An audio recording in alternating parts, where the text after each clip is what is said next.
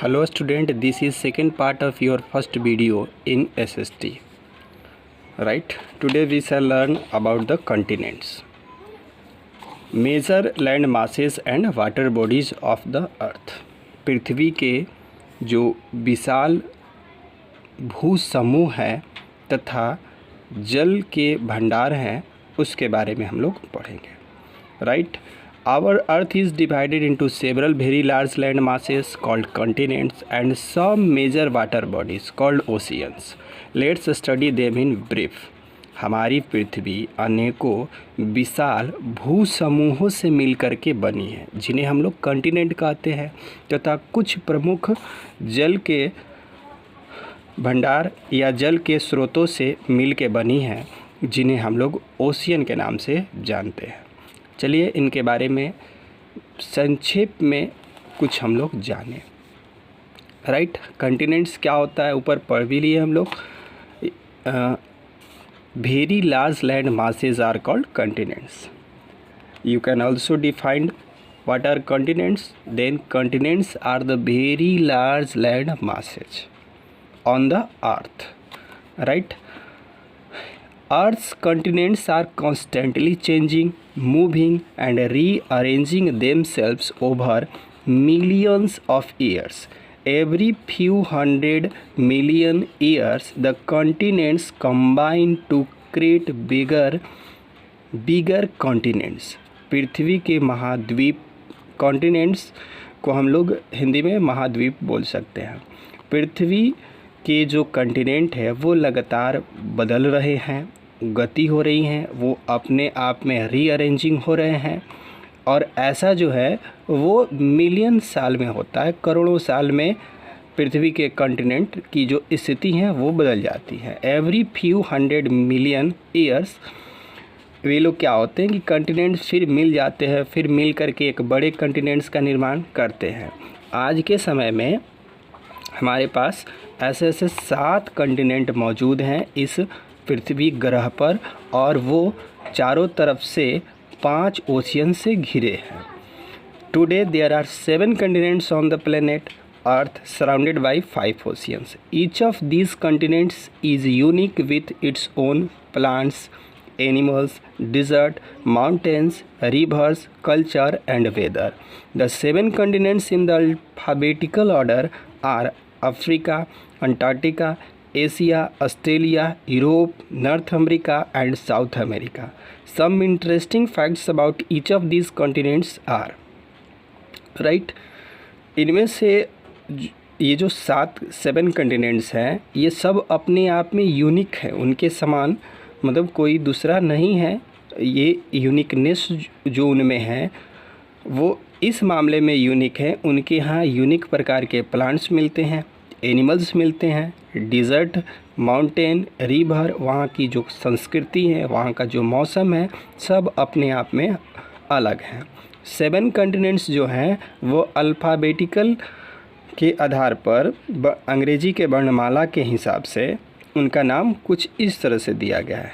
ए अक्षर से, ए अल्फ़ाबेट से शुरू होने वाले जो कॉन्टिनेंट है उनका नाम पहले रखा गया है, जैसे अफ्रीका, अंटार्कटिका, एशिया, ऑस्ट्रेलिया, फिर उसके बाद यूरोप, फिर नॉर्थ अमेरिका, फिर देन साउथ अमेरिका.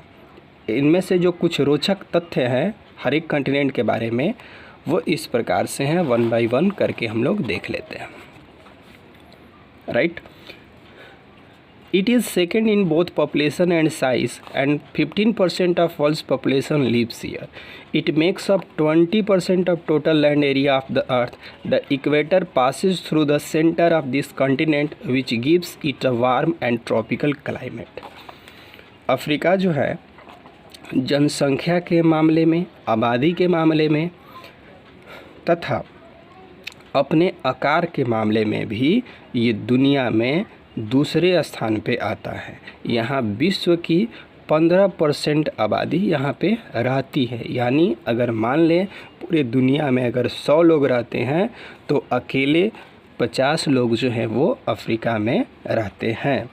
आप यहाँ फिगर देख सकते हैं, यह एक ग्लोब है, मॉडल ऑफ द अर्थ है, इसमें ये अफ्रीका रहा. और इस पे कुछ जो लाइनें खींची गई हैं, जो इस प्रकार से लाइनें हॉरिजॉन्टली खींची गई है इसको लैटिट्यूड बोलते हैं, और जो ऐसे वर्टिकली जो लाइंस खींची गई है नॉर्थ से, ये नॉर्थ ये साउथ, नॉर्थ से साउथ जो खींची गई हैं उसको हम लोग लॉन्गिट्यूड लाइन बोलते हैं, राइट। तो देखिए ये जो लैटिट्यूड जो लाइन है, इनमें से जो बीचों बीच की जो लाइन है, बीच में के लाइन जो देखिएगा उसको इक्वेटर बोलते हैं।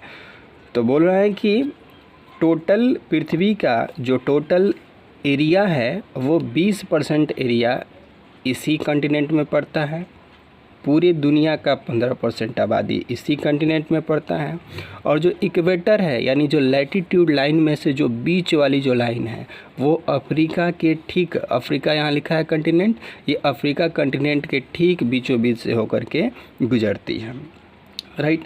और ये जो कॉन्टिनेंट है, इस कॉन्टिनेंट का जो क्लाइमेट है वो वार्म रहता है, ट्रॉपिकल टाइप का रहता है। ट्रॉपिकल मीन्स हम बोल सकते हैं जो इक्वेटर के थोड़ा सा नीचे और थोड़ा सा ऊपर, जो अब देखिए ये सब लाइंस के भी कुछ नाम दिए गए हैं, आप देख सकते हैं। ये लैटिट्यूड लाइन है और सेकंड चैप्टर में आप अच्छे तरह से समझेंगे, सेकंड चैप्टर में इसको दिया गया है। अभी देख लीजिए ये इक्वेटर है, इक्वेटर के जस्ट ऊपर ट्रॉपिक ऑफ कैंसर और नीचे ट्रॉपिक ऑफ कैप्रिकॉर्न, ये दोनों लाइंस को हम लोग के बीच में के एरिया को ट्रॉपिकल बोलते हैं। तो ट्रॉपिकल टाइप का यहाँ क्लाइमेट होता है।